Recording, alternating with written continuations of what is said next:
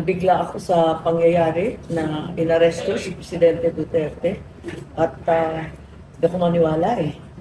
Medyo nayanig ako masyado, kawawa naman si Presidente Duterte. Hindi na tayo natuto, gulo lang ang dulot nito.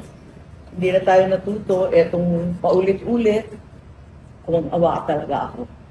Naawa ako sa tatay ko noong 1986, naawa din ako sa mga sunod-sunod na Pangulo, kay ERAP, kay GMA.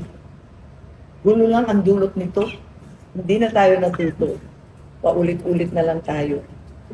Very confident na buong suporta ng Waray sa alyansa para sa Bagong Pilipinas. Oo naman. Oo. Ang mga Waray naman tumutulong. Ito nga lang, namumroblema ako. Medyo nabigla ako sa pangyayari na inaresto si Presidente Duterte at hindi ako maniwala eh. Medyo nayanig ako masyado, kawawa naman si Presidente Duterte. So what is your reaction probably to that pagka-arrest? As a friend. As a friend. Well, ang akin kasi, hindi na tayo natuto. Gulo lang ang dulot nito. Hindi na tayo natuto, etong paulit-ulit ay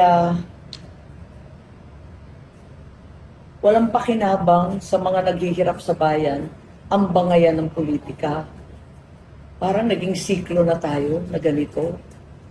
Gumanda ba ang buhay natin dahil sa pamumulitika? Umasenso ba ang ating bansa? Hindi na tayo natuto.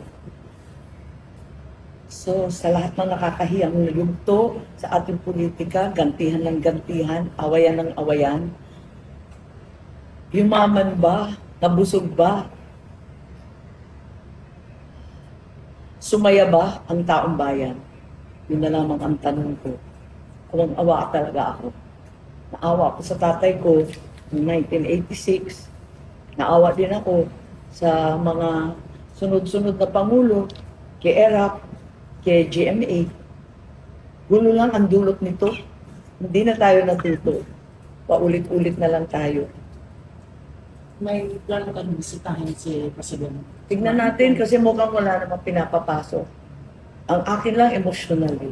Talagang awang-awa ako sobra. Anong initial reaction mo? Did you cry? Sorry. Sorry. Naiyak ka ba? Well, nagulat ako. Nandun ako papunta ako sa Palumpo na nabalitaan ko na hininto. Oo. Awang-awa nga ako. Paano niyo po nalaman na? Kasi matanda na, di ba? Parang sa tatay ko, nung nangyari, ganun din, nakakaawa din. May nag-inform sa inyo or to text? Text, o mga news. Kayo, mga media. Anong panawagan mo sa Malacanang? Wala pa siguro. Ma'am, ano na yung masasabi mo na walang actual na warrant of arrest na isulat? Di pa ako makapag-comment, di pa ako nauwi sa Manila para malaman ng facts. Ang akin lang talagang di ako makapaniwala at awang-awa talaga ako. At parang nagre-replay sa utak ko yun nangyari sa ibang Pangulo. Pero sabi, war against crime daw yun, related. Hindi ko alam. Yun lang nabasa natin. Gusto ko makita. Yung warrant of arrest. Meron pinadala sa akin pero hindi ko alam kung authentic o hindi. Pinawaran? Si Ring, I don't know. I'm not sure if it's real. Alam mo naman mga fake news ngayon. So ayoko mag-comment until such time as I'm able to be updated on the actual situation. In the meantime, awa talaga ako. Sa survey ay lumalabas na nagdulot na news at 12. May mga survey na walang pangalan ninyo. May mga strategy po yung gagawin. Hindi ko alam. Hindi ko alam.